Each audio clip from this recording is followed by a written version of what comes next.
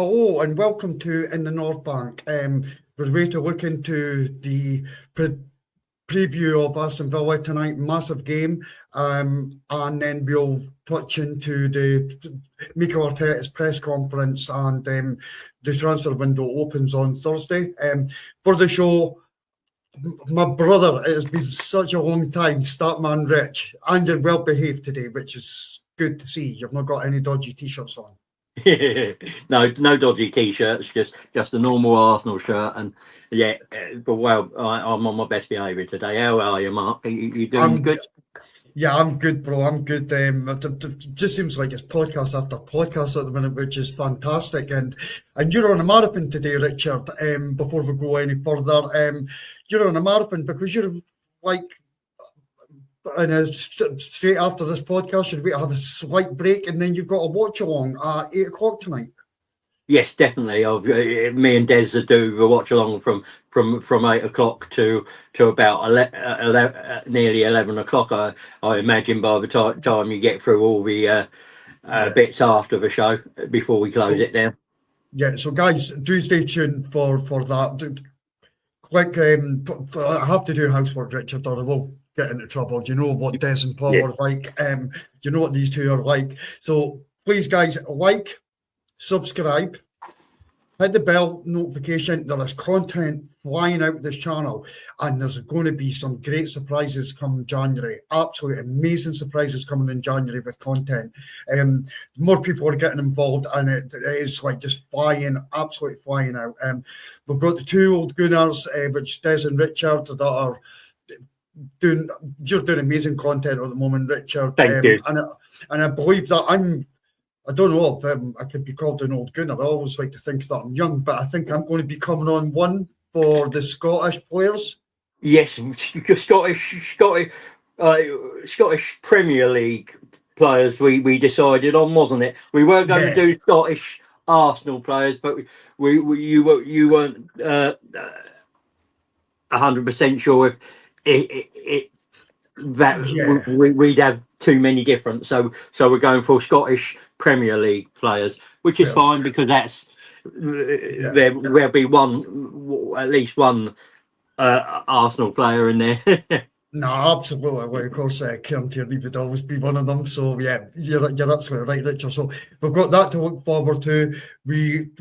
As we said, the guys are doing like a madness at the moment. They're like the two old Gunners, and that's flying out a couple of times a week.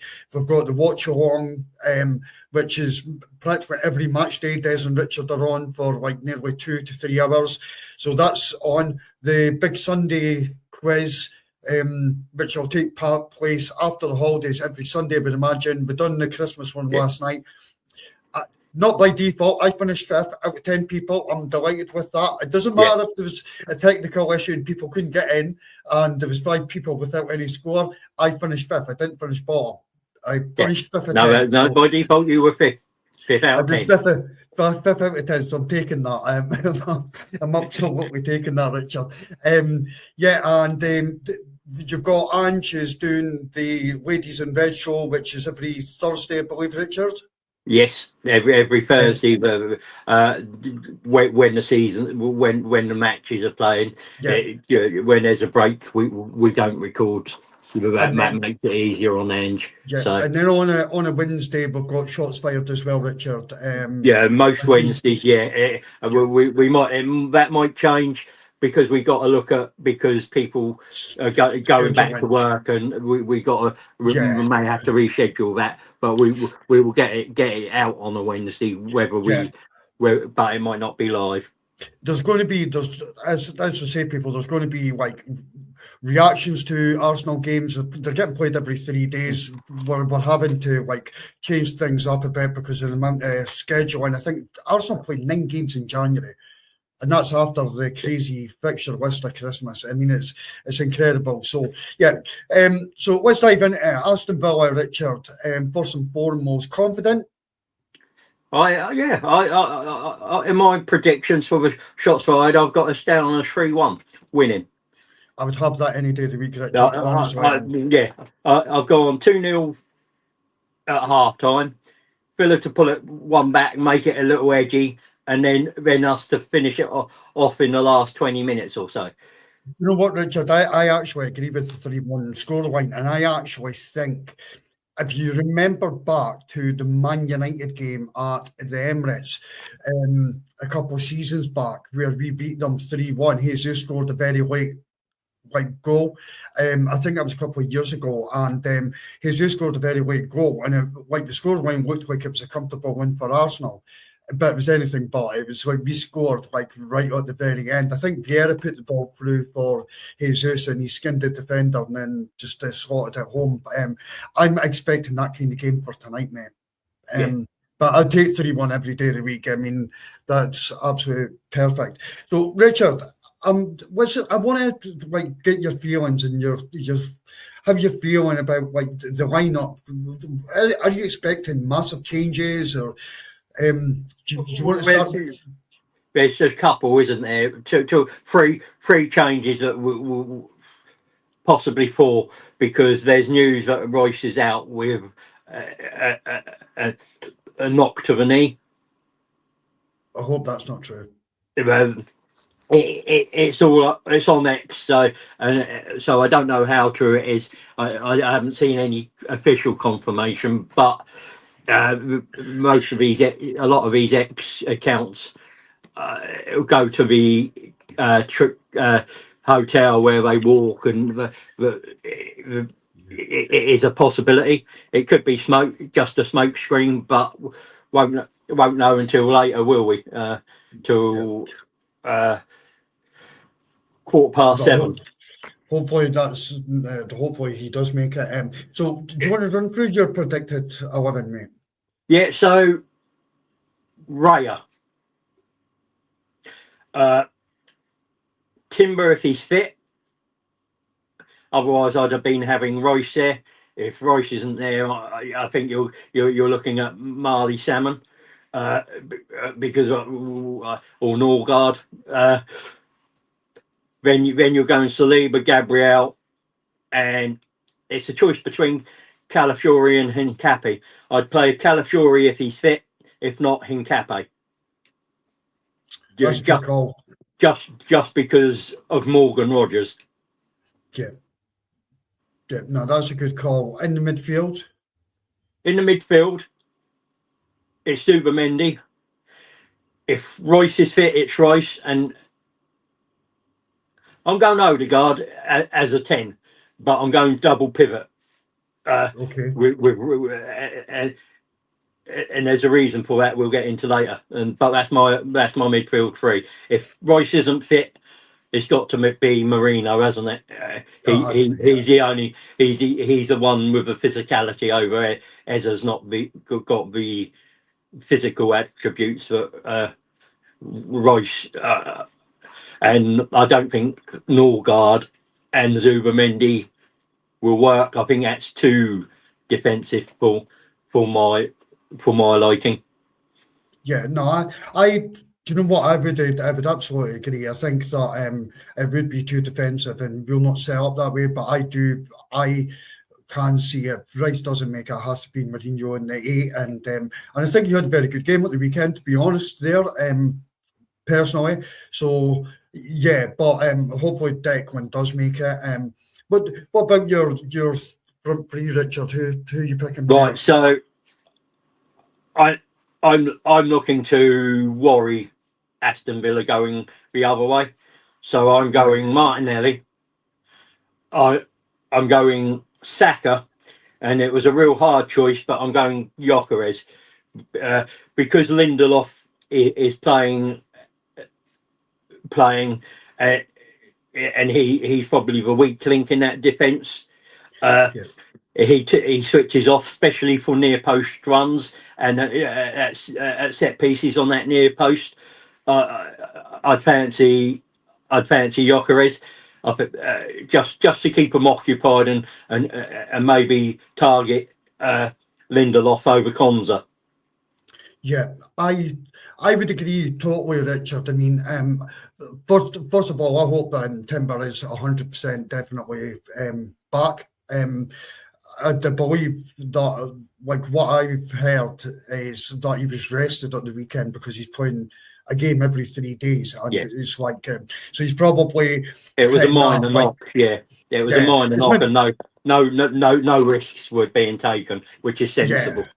Yeah, that is when you're playing every 3 days. So I agree with the whole entire lineup. I don't see MLS coming in. If it's not Calafiori, I would go with Hincapié as well.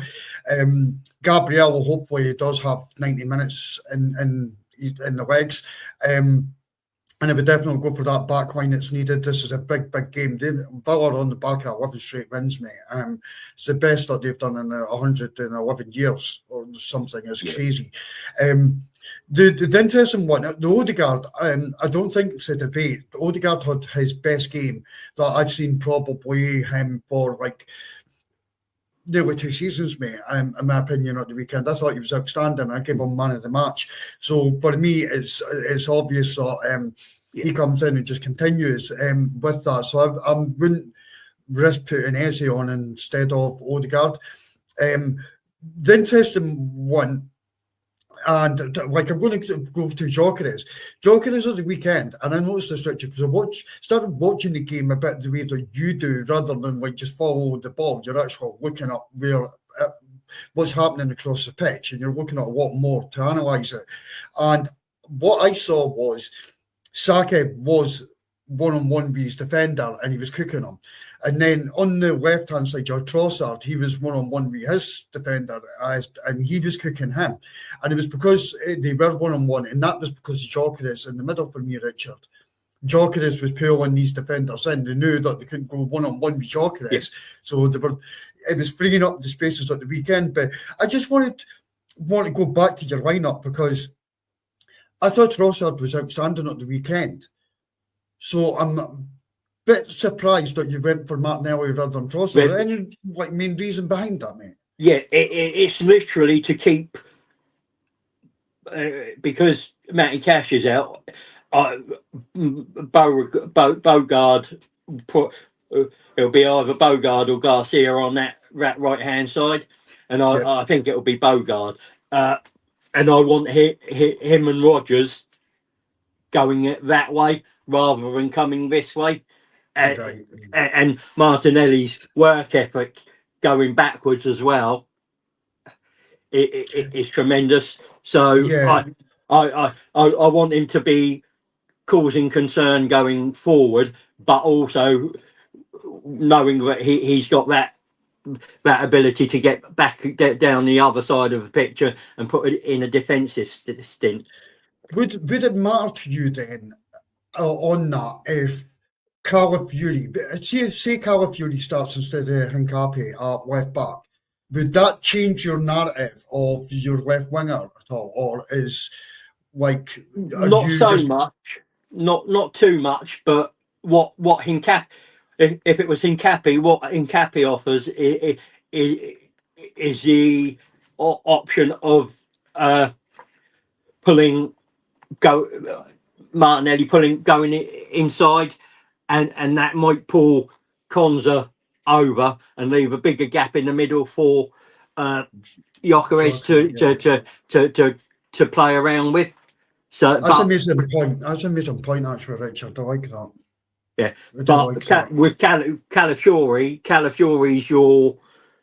he's the one that's going to go all over the pitch, and if that's the case, he can help overload that midfield for us, because they love what Villa do is they bring in whoever they bring in Rodgers and McGinn to the middle, and their fullbacks sort of come in and they condense the middle of the space. So all our space, and the way we don't play through them, we play around them. We go down the wings and cut the ball back into the boxes, and that I think we'll get a lot of joy in that area. Yeah, no, I see what you're thinking, Richard. It's like it's interesting. I'm just kind of wondering now, because initially I would have had 100% Calafiori starting at left back, but I'm actually wondering if it would be better for Arsenal tonight if Hincapié starts even ahead of Calafiori, even if he's fit. Yeah, I'm also looking that we've got Bournemouth in a couple of days. we and Calafiori might be better off against Bournemouth with Trossard, because Trossard's a more intelligent player.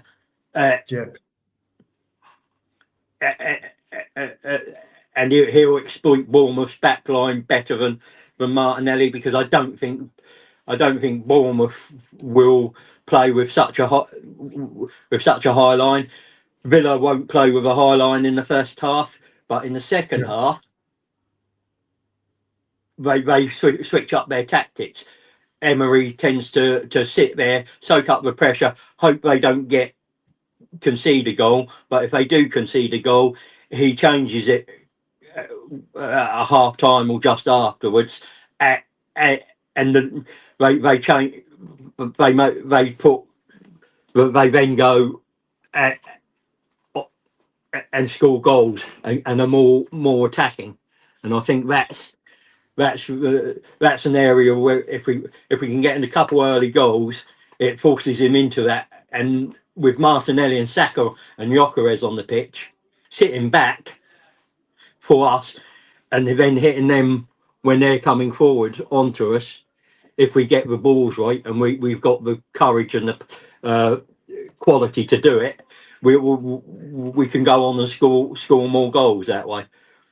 No, 100%, Richard, and like I honestly, I totally see it. I would like to say, could you give me who is a threat from Aston Villa, but we know who it is, and Morgan Rogers. How do we contain him? He's on fire at the moment. Well, there's what I would be doing is block the passing lines off to him. Right. Make them go over to Watkins and go over to Timber's side and go that way. What you don't want is it to be Tielemans to Rogers, boom. Because the thing is Rogers has got a fantastic shot on him, but if he's running at defenders as well, he is a decent player. For me, if I was looking for a midfield addition, he offers us something we might not have in our midfield. I would take him in a heartbeat, mate. I would honestly take him in an absolute heartbeat. He is that player in the Premier League right now that I would love to see in an Arsenal shirt. Would you ever, I know that it's never been Arteta's style, but would you be tempted to man-mark him?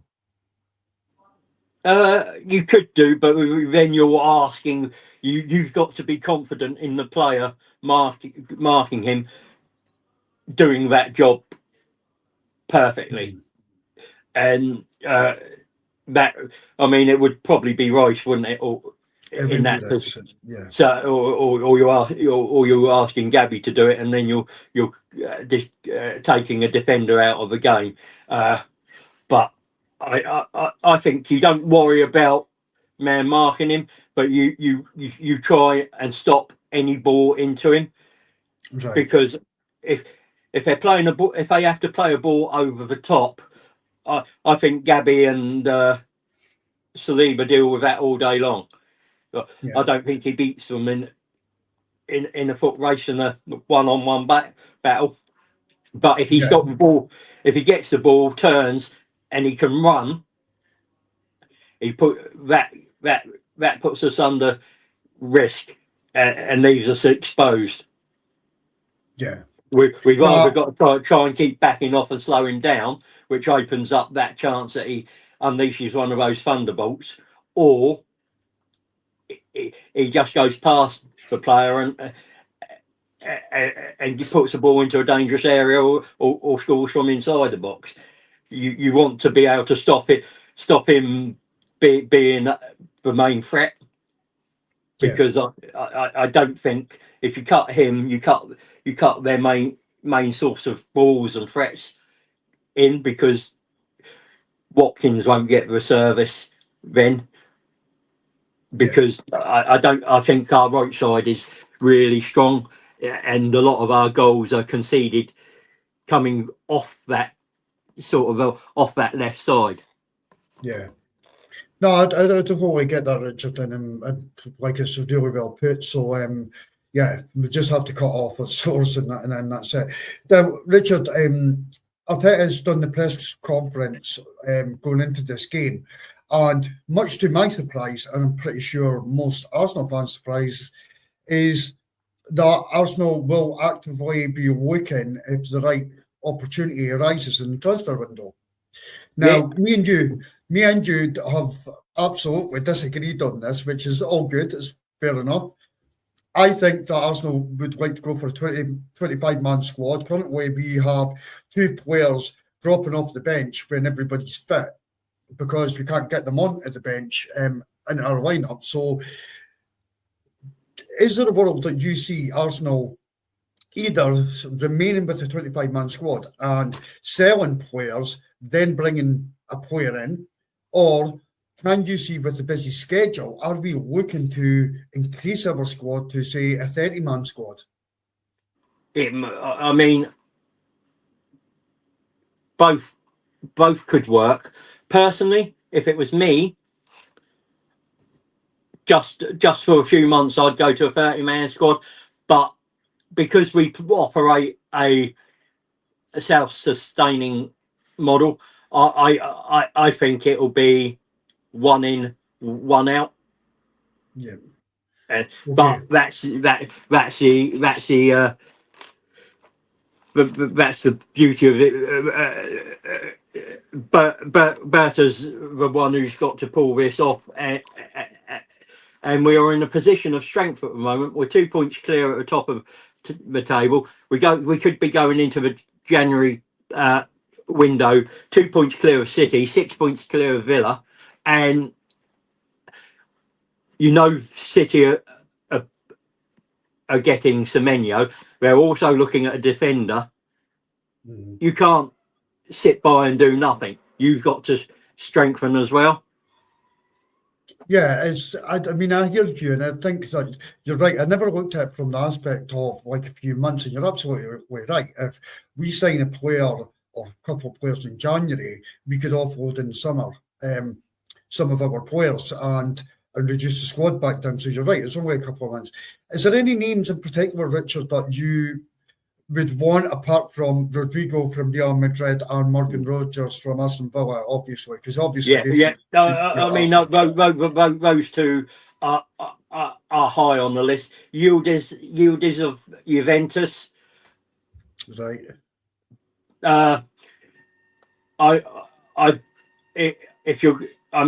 You could be. I mean, if I was looking at Rogers, I could be really ruthless and get rid of Marino, which would be ruthless. But when you balance the squad out that way. But I'm also looking at my right back situation. Mm-hmm. Is there a right back out there? And I think there's one from Ron's in France. He's young, but he's a full back. Could we get him in if White is and Mascara are a lot longer term injuries than they currently are, just to give us that depth in cover? Because our only other options, and Timber and Rice, is Marley Salmon, 17 years old. He did fantastic in the pre-season and in his cameo the other week. But to expect him to go 6-7 games in the Premier League season and be perfect in every one when you're going for a title is a big ask. So I'd rather go and get something that's got experience at playing at the at first team level and has the prerequisite skills and abilities that we've identified. Yeah, no, I agree with that, Richard, because one of the things that, like, I saw and what happened was we're playing games every three days, and Timber had a slight injury. And because Timber had a slight injury, Ben White had just came back from injury, and he played 4 games on the bounce every 3 days. So it's no wonder he broke down again. And we were kind of forced into that situation. So for me, if Ben is going to be out for a bit longer, I would agree with the right back completely. The last thing I want to see is Timber coming back and having to play every single game. And he breaks down. And it seems to be that's kind of what's happened with our defence. We're not getting the guys back, so they're playing constantly. Yeah. And we're not able to rotate them, Richard. So, a young, decent right back would be perfect for the squad. Yeah, you look at Mascara's. His injury was where he's gone for an aerial challenge. He's landed awkwardly, got injured, but that's immediately put pressure on Timber and White.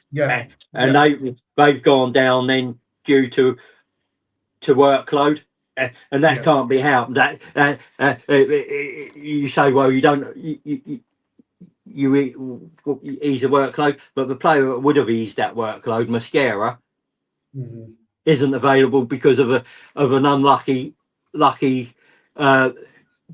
coming down on his ankle, unluckily, an awkward landing, which can't be helped. So it's a little bit of misfortune. You take the ones to Odegaard earlier in the season, falls on his shoulder again. Same shoulder again. So some of the injuries can't be helped. So some of them, the workload ones, you've got to look at and say, are there ways Arteta can manage a squad better? But as I said, in the right back position, he didn't have much choice. And look what he did. He had to rest Timber because Timber had a knock in the Brighton game, and he played Rice there. So he is sort of thinking around the situation and sorting it and problem solving. It's just ideally you want a fit squad to choose from. Yeah, no, 100%, Richard. Just before we close off, because I'm mindful that you're like going to get probably about a 20-minute break and then you're back on for 3 hours. Is there any other position, like in the side, that you think needs an upgrade, or you would bring someone in? Yeah, I'd go. If I'm brutally honest, I'd be. We're short of goals, and could we go and get a second or third choice striker? I don't care if we put noses out of joint with Havertz and Jesus. We need goals. If we want to win the title, we've got to be ruthless. And let's be honest, if Jesus plays 10 games sold in the summer and he's got he's got another Premier League title around his head, his value goes up. Yeah, no. Same with every player in that squad. If you get them the prerequisite 10 games, and that we win the title, if they're surplus to requirements, their value goes up because they're Premier League winners. So you may just have to be ruthless, and it's a horrible thing to do, but that's what winners do. No, 100%, Richard. They sell when they have to, and we're in a position where we could win the league title. We don't want to be left saying, "What if?" No, 100%. I agree. Not this season. Yeah, 100%. I think that we do have to be ruthless and to be champions, and that's just part of the game. Richard, we've been going for half an hour. I'm mindful that you're back in about 20 minutes' time for the watch along. So, guys, you have been watching in the North Bank. As said, Richard and Des are back at 8 o'clock for the live watch along to Aston Villa. Tomorrow, I'll be dropping something like a reaction show on the Ashburton Grove. At some point tomorrow, that'll be coming out. And the show's just planned all week. So, guys, please like, subscribe, put that bell notification on, because seriously, the content is just piling out. With Arsenal playing every 3 days, and they're either previews getting done, as we said, the watch alongs to reaction shows, shots fired, ladies in red. Then we've got the big Sunday quiz as well. There is a lot of content coming out. So please do like, subscribe, and get that bell notification on. Richard, it's always a pleasure to speak to you. Been a pleasure, mate. Thank you. And enjoy your watch along tonight. And I'll certainly get into the chat, but we'll let your voice calm down have a bit of a break before your live, mate. So we'll it'll have a little snooze. Yeah, have a little snooze, bro. So come on, you Gunners. Massive come game. on, Let's you do Gunners. this. Thanks, guys.